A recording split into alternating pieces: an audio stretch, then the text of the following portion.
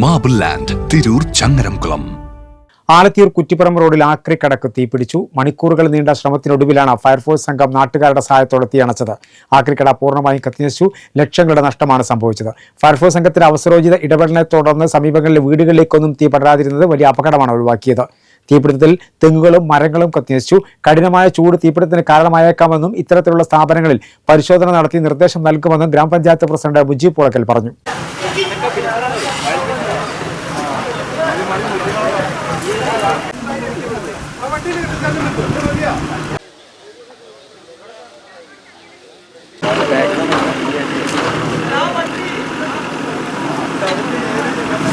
ഞായറാഴ്ച ഉച്ചയ്ക്ക് 12:30യോടെയാണ് ആലത്തിയൂർ കുറ്റിപ്പുറം റോഡിൽ പ്രവർത്തിക്കുന്ന ആക്രിക്കടക്ക് തീപിടിച്ചത്. പുക ഉയർന്ന് ശ്രദ്ധയിൽപ്പെട്ട നാട്ടുകാർ ഉടൻ തന്നെ ഫയർഫോഴ്സിൽ വിവരം നൽകി. തിരൂരിൽ നിന്നും പൊന്നാലിൽ നിന്നും എത്തിയ ഫയർഫോഴ്സ് സംഘം നാട്ടുകാരുടെ സഹായത്തോടെയാണ് തീയണച്ചത്. മണിക്കൂറുകൾ നീണ്ട ശ്രമത്തിനൊടുവിലാണ് തീ പൂർണ്ണമായും അണയ്ക്കാനായത്.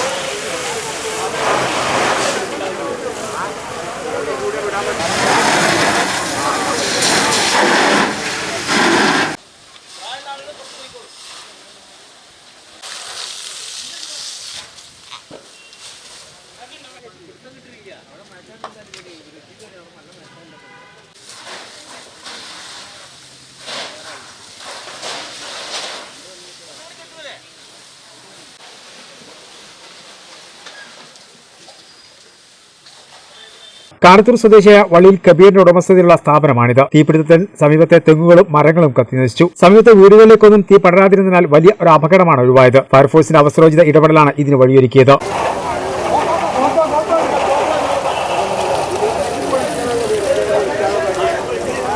ഗ്രാമപഞ്ചായത്ത് പ്രസിഡന്റ് മുജീബ് പുളക്കൽ സ്ഥലത്തെത്തി രക്ഷാപ്രവർത്തനങ്ങൾക്ക് നേതൃത്വം നൽകി. കഠിനമായ ചൂട് തീപിടുത്തത്തിന് കാരണമായേക്കാമെന്നും ഇത്തരം സ്ഥാപനങ്ങളിൽ പരിശോധന നടത്തി ആവശ്യമായ നിർദ്ദേശങ്ങൾ നൽകുമെന്നും ഗ്രാമപഞ്ചായത്ത് പ്രസിഡന്റ് മുജീബ് പുളക്കൽ പറഞ്ഞു. നിയന്ത്രണ വിധേയമായിട്ടുണ്ട്.